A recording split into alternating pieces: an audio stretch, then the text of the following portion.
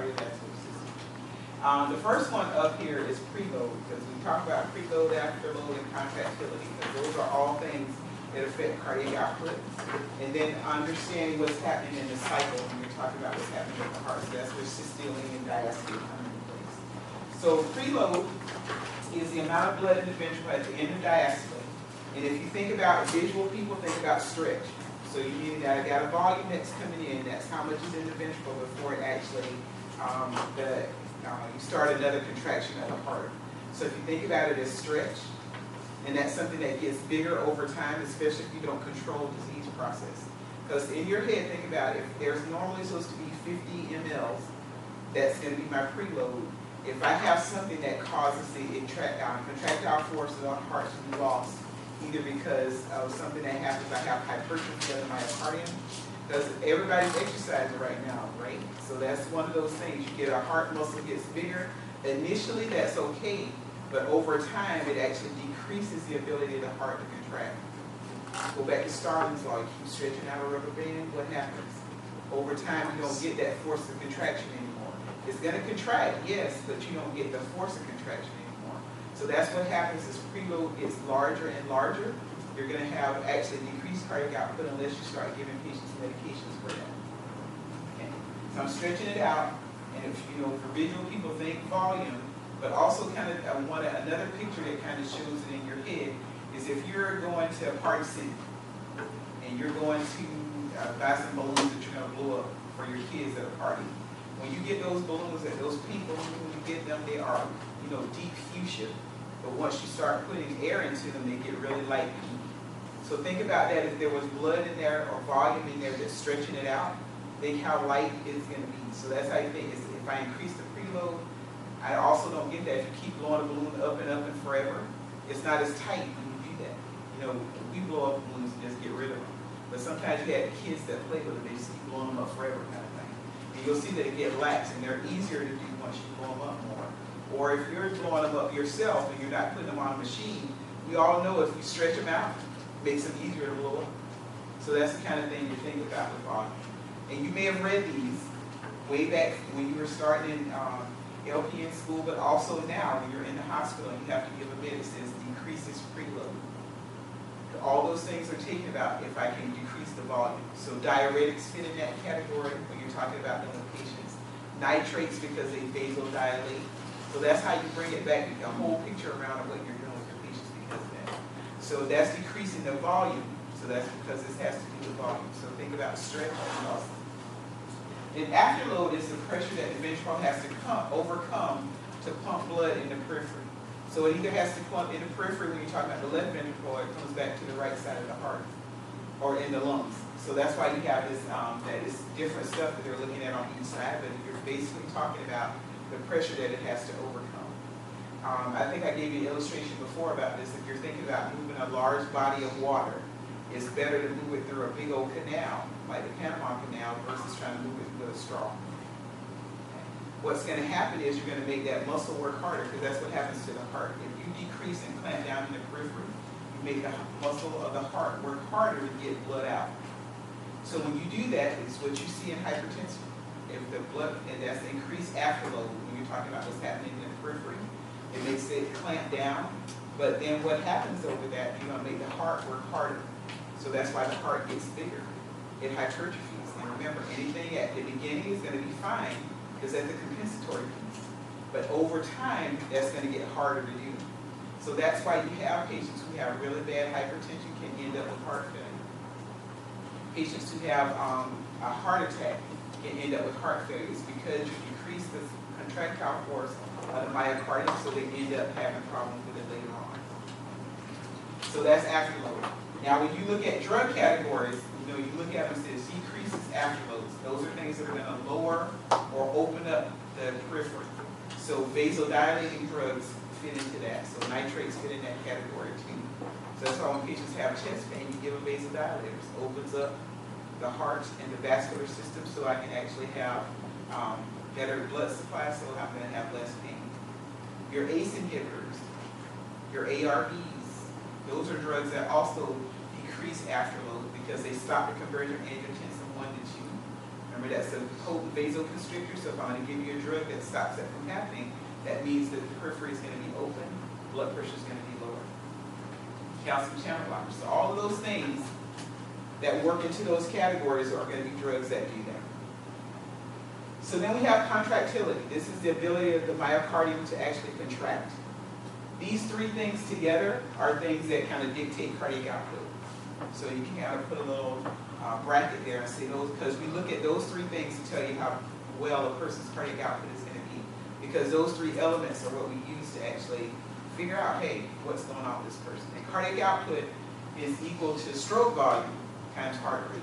So there's actually a calculation problem for that. Stroke volume is something you get from actually doing an echo on a patient. That's going to tell you how much volume the heart is actually putting through it each. That's what they're talking about when they do that. But cardiac output is talking about how much they do in a minute, because that's why heart rate times stroke volume tells you how many liters this person is putting across each minute. But when contractile force of the heart is lost, it's not pumping it out. And so that way it backs up and congests organs. And that's primarily what we look at when we talk about patients who have heart failure. So those are things that we use all three of them together to kind of figure out what's going on with them. Then we talk about what's happening in the cardiac cycle. Okay, so the cycle itself includes contraction and relaxation of the myocardium. Okay. So that systole is contraction of the myocardium. So when you're talking about systolic blood pressure, it's when the peak pressure exerted on the arterial walls when the heart contracts. That's all you're talking about, is when you check the blood pressure, you're checking it when this maximum peak pressure that's going to be in the arterial system when the heart contracts. So diastolic blood pressure is the residual pressure within the arterial system when the heart is in relaxation. Because diastole is relaxation of the heart. So you're talking about the phases of the cardiac cycle. That's when they're asking phases, they're talking about systole and diastole. You're describing what is happening in the heart. Contraction of the heart is systole, diastole is relaxation. So nothing should be happening there. Those things are going to come back into it again when you go to NP4, when you're talking about the cardiac cycle itself. Yeah, you look at it and you talk about it here in phases, but when you're looking at an EKG, you're also looking at what's happening. Okay? So you'll see those again a little bit later on.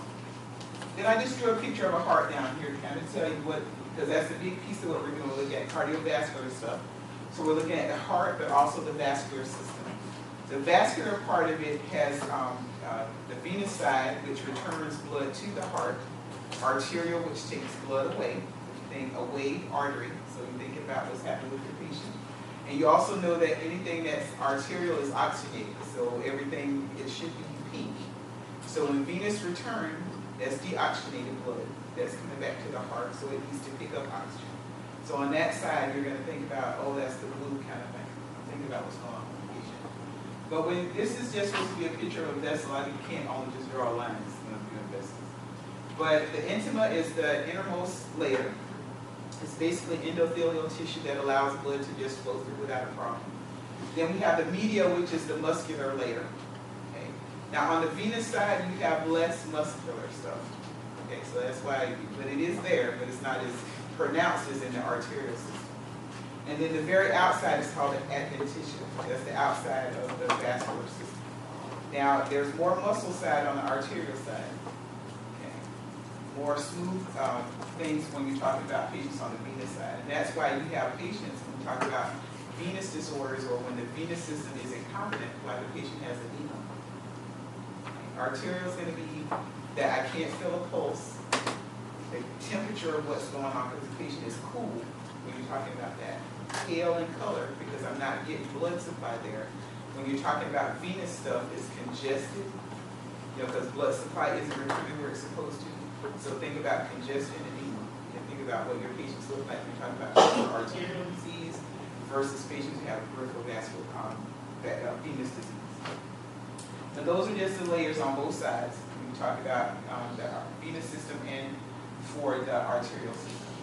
Then we get into the heart. Now I drew pictures of the electrical system, so that's the part on there. You'll see more when you get into NP4. But of course, you're going to have to deal with patients who have some of the problems. Because atrial fibrillation you have for every patient you probably take care of every day somewhere, you got somebody who's an AFib. Part of that is because some doctors think it's just a disease of aging, that our electrical system just wears out, people lose active. So there's some doctors that think that. But I just drew the picture of the electrical system for you. And so it's the SA node is where it begins, and down to the AB node, to the bundle of His, to the right and left, I should have put that on there, right and left bundle branches Purkinje fibers. That's how it progresses. The impulse goes through the heart.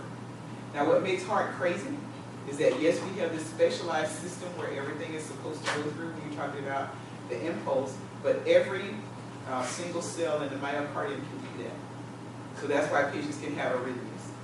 Okay, so the only thing when you're listening to, and you're going, because sometimes if you're on telefloors when you're working in the hospital, and you hear people say the patient is in sinus, or sinus rhythm, or sinus tachycardia, all they're telling you is that everything starts and ends where it's supposed to.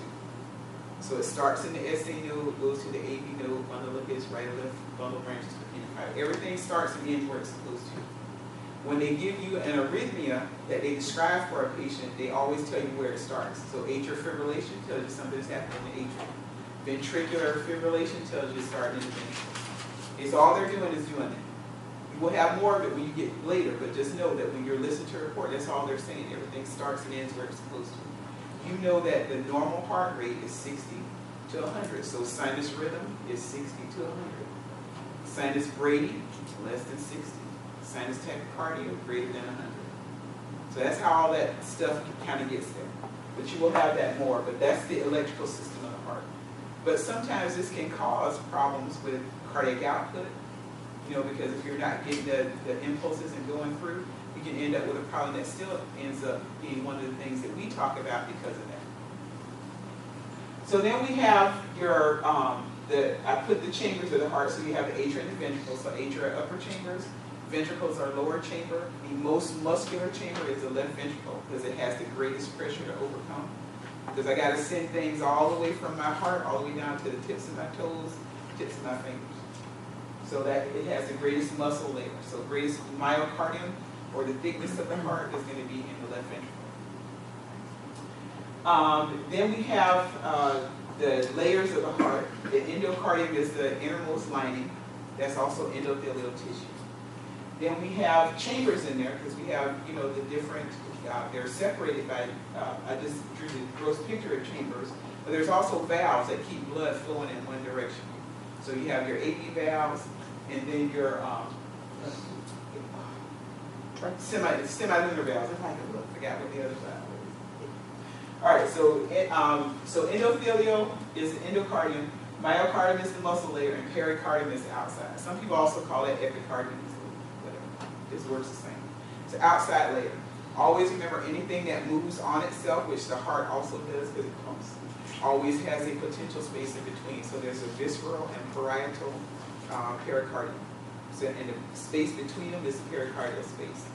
You have the same thing when you talk about patients in the peritoneum. There's a visceral and parietal, and then you have a space in between. So that allows things to move in the body. So there's always a space in between. But these are the things that we're going to be concerned about when we talk about looking at the heart and thinking about the pathologies that you're going to see. You have chronic issues that have to do with heart stuff. So we are going to talk about peripheral vascular disease, peripheral arterial disease. We're going to talk about heart failure patients, so that's a big one. We're also going to talk about hypertension. What do we always talk about when we think about hypertension in patients? What do we call it? The silent killer, because most people, unless you're having a problem, the black folks don't have it all the time. That is true. But one of the things that you see is that nobody has symptoms, usually until you have somebody that's very symptomatic. So that we call it the silent killer because the destruction and things that are going on in your body are happening all the time. And until you start feeling badly, or you just go get your blood work, or you go get your annual physical, you do that. And there was a lot of people who didn't get annual physicals. And we probably go back that way again since we're talking about abolishing everything they have to do before preparing. Not everything was bad. You had some people that were coming in for screenings for the first time in their life. So you were finding them, being able to treat them before they end up with other parts of the disease.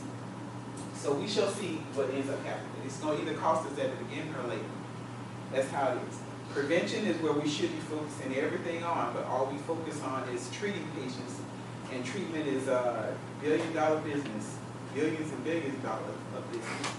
Because the gross national product of this country is pretty much about 40 to 60% of what we spend between defense and healthcare is where the money is. So we got to figure out some other way to do that instead of just being reactionary to it. What can we do to actually improve outcomes for patients? I saw an interesting commercial, and I can't remember what it was. I think it was about Dannon yogurt. And there was a commercial on that said everybody wants to eat better. And they were showing pictures of food, like chips versus eating something else. I can't remember what the other show was. But the commercial was about Dannon yogurt. And their thought process was that it's made with whole milk and it's affordable, so people who want to eat well can do it.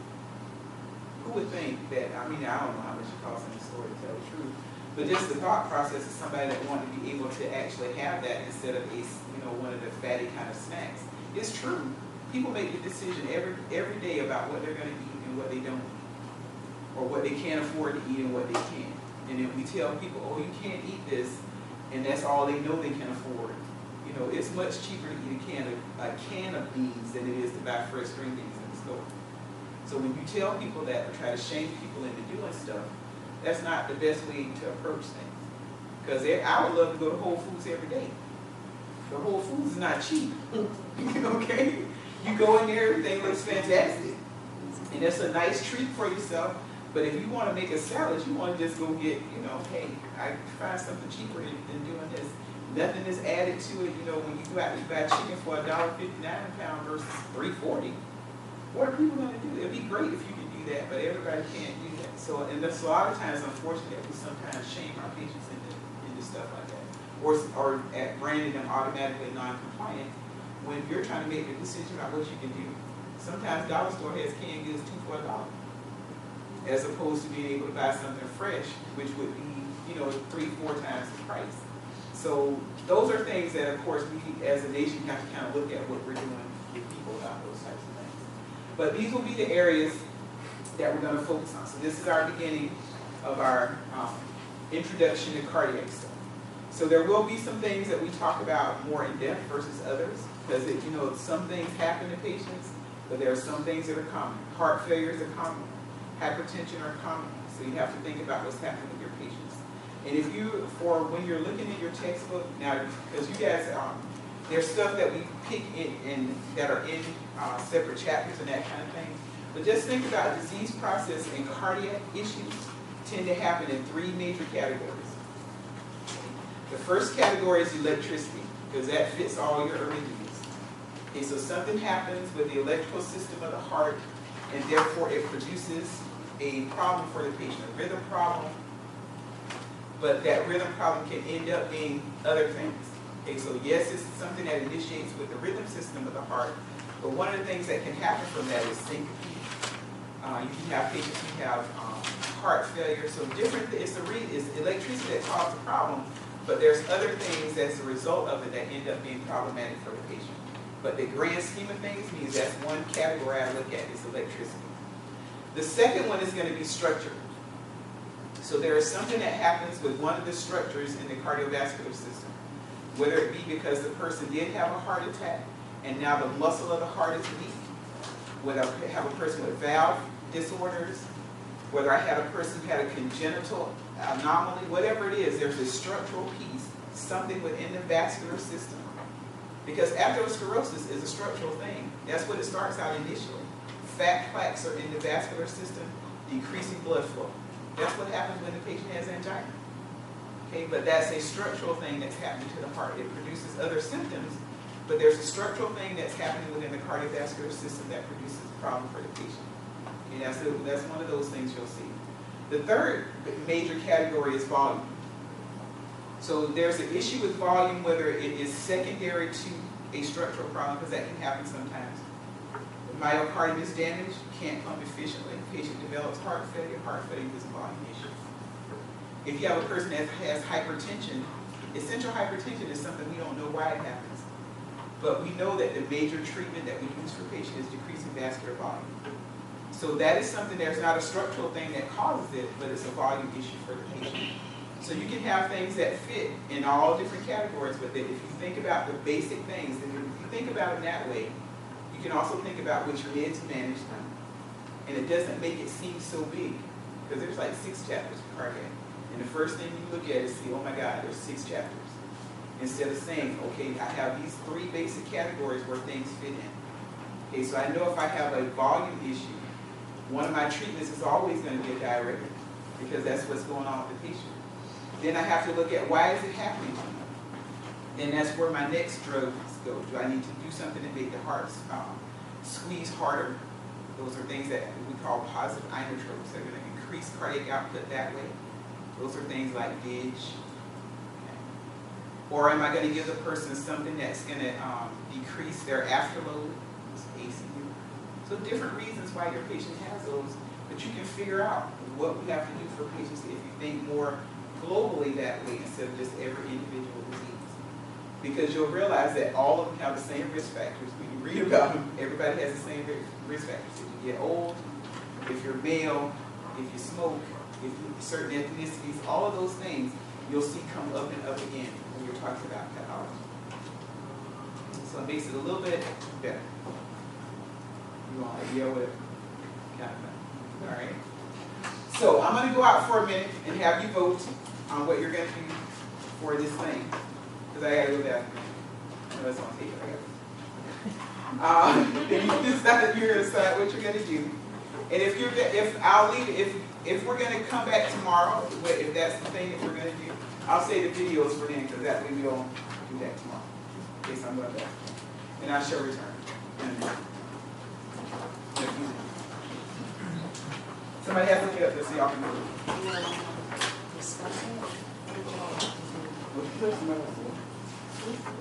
Somebody has to be the facilitator because they're Oh, no. I'm the camera guy. You can do it online, So Yeah. everybody leaning towards. and like we can help. Yeah, if it's online, it's like an open book. I'm just saying, like, we could literally